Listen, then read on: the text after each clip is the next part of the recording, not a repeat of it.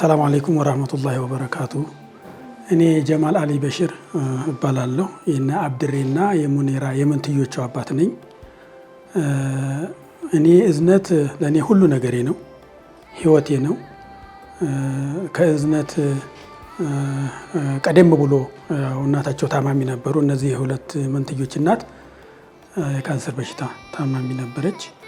ያው በህይወቷም መጣ እዚህ አናግራችሁ ነበር፣ እዝነትህን ማለት ነው።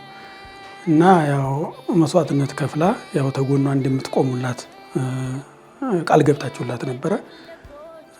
ያው ያ እድል አልተገኘም በሷ በህይወቷ ማለት ነው። ታረፈች በኋላ እኔ ለዘቢባ አስደወልኩኝ። ቅዳሜ ነበረ። ቅዳሜ እሷን ቀብራ እሁድ ልጆችን አስወሰደቻቸው። ይሄ ለእኔ ትልቅ ነገር ነው። አልሐምዱሊላህ ረፈት ነው። ህይወቴ ተበላሽቶ ነበር። እንደ ማንኛውም ህይወት እንዲያገኝ አድርጎኛል። አልሐምዱሊላህ ረብል ዓለሚን። ዛሬ ግን ጥሩ ስሜት አይደለም እየተሰማኝ ያለው። ጥሩ ዜና አልመጣልኝም። ለምን እዝነት እንደ እዝነት ሊቀጥል የማይችልበት ሁኔታ ነው ተነግሮኝ የመጣሁት። እዝነት ያው ቤት ልቀቅ እንደተባሉ እና ያ የምንፈራው መበታተን እንደመጣ ነው የተነገረኝ። እኔ ድንገት ነው አሁንም ሰምቼ የመጣሁት ተብዬ ነው። ሆኖ ያ የጨለማ ህይወት ተመልሶ መጣ ማለት ነው። ምክንያቱም እዝነት መስዋዕትነት ከፍሎልኛል። እኔ አሁንም እየከፈለልኝ ነው ያለው። ልጆች እዚህ ይውላሉ። እኔ እንደ ማንኛውም ህብረተሰብ ወጣ ብዬ የቀን ስራ ሰርቼ እገባለሁ ማለት ነው። አሁን ይሄ ቀረ ብሎ ማለት የልጆቹም ህይወት የኔም ህይወት ተበላሸ ማለት ነው።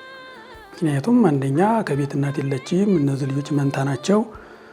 በጣም ችግር ውስጥ ውስብስብ ገባሁኝ ማለት ነው።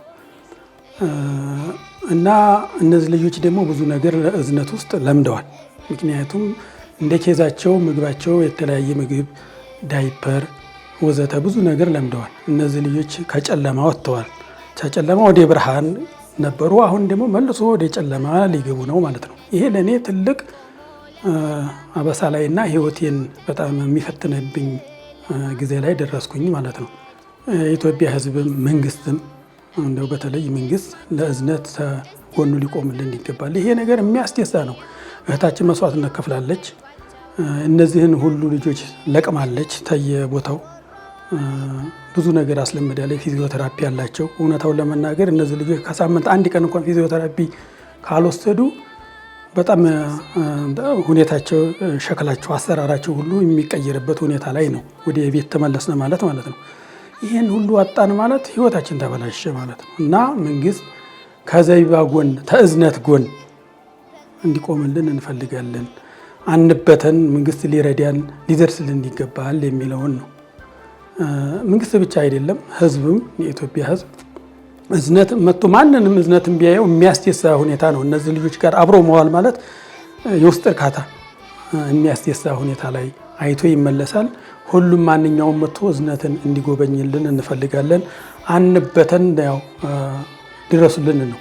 መንግስት ይድረስልን። ያው ሰሞኑን ያው እንደምንበታተን ነው የተነገረው። ካንበተን ካንለያይ እንደዚሁ እንዲያለን ቤት እንዲሰጠን የልጆቹ መዋያ ማረፊያ። ብዙ ልጆች ናቸው እዝነት ውስጥ እየተንከባከቡ ያሉት። ታንበታተን መንግስት ይርዳልን ነው። አመሰግናለሁ። አዎ ልጆቹ በጣም ያስቸግራሉ። እውነቱን ለመናገር እንዴት ማለት እዝነት እንኳን ውለው እኔ ችግሬን ሙሉ ለሙሉ ቀርፎልኛል የምለው ነገር የለም። እውነቱን ለመናገር ግን ከእዝነት ወጡ ማለት ህይወት ይበላሻል ነው እንጂ አዳራቸውን በጣም ያስቸግራሉ። አንድ ቀን እንኳን በረፍት ቀን እሁድ እንኳን ሲውሉ ልጆቹ በጣም ነው የሚያስቸግሩት። በጣም ያስቸግራሉ። አዳርም እንደ ማንኛውም ሰው አንድ ቀን 4 ዓመት ከ6 ወር አካባቢ እየሆናቸው ነው፣ ከ7 ወር። እንደ ማንኛውም ሰው አንድ ቀን እኔ እንቅልፍ ተኝቼ አላውቅም። ፍጹም በጣም ነው የሚያስቸግሩት። አንደኛ መንታ ናቸው። ሁለቱም እኔን ይፈልጋሉ። መካከላቸው ሁኜ ነው አንዱን እንደዚህ በዚህ አንዱን በግራ እንዲሁም በቀኝ ሁኜ ወደ አንደኛው እንኳን ታደላው ያለቅሳሉ። በጣም ነው የሚያስቸግሩት። እኔ እየጠበቅኩ ያለሁት ያዳርም ይጀምራል፣ እርፈቴ ትንሽ ይጨምርልኛል፣ በቃ እንደ ማንኛውም ሰው ጥሩ ሰው ሆናለሁ እያልኩ ነው የምጠብቀው። የዛሬው ግን ትንሽ መርዶ የመጣልኝ ያው እንደምንበታተን ነው። ስለዚህ እኔ ምን አደርጋቸዋለሁ? አሁን እነዚህ ልጆች ወስጄ ወደ ጨለማ በጣም የሚከብደኝ ስለሆነ መንግስት ይርዳን፣ ተጎናችን ይቆም ነው የምለው። አዎ አሉኝ፣ ሌላ ልጆች አሉ። አንድ የ13 ዓመት ነው፣ 11ም አሉ እንደዚሁ የ8 ዓመት። በጣም ተጽዕኖ አለው፣ አሁንም ተጽዕኖ አለው። እውነታውን ለመናገር ጠዋት ትምህርት ቤት የሚሄደው ታላቁ 13 ዓመቱ ልጅ እነሱን ሸኝቶ ነው የሚሄደው። እዛ ወደ ትምህርት ቤት ሲሄድ አናስገባህም ይሉታል። ትምህርት ቤት አርፍደሃል እያሉ ማለት ነው። ማለትም እነዚህን ልጆች ያው ሁለት እስከ መሆናቸው አንጻር ያው እኔንም መርዳት ስላለበት ማለት ነው።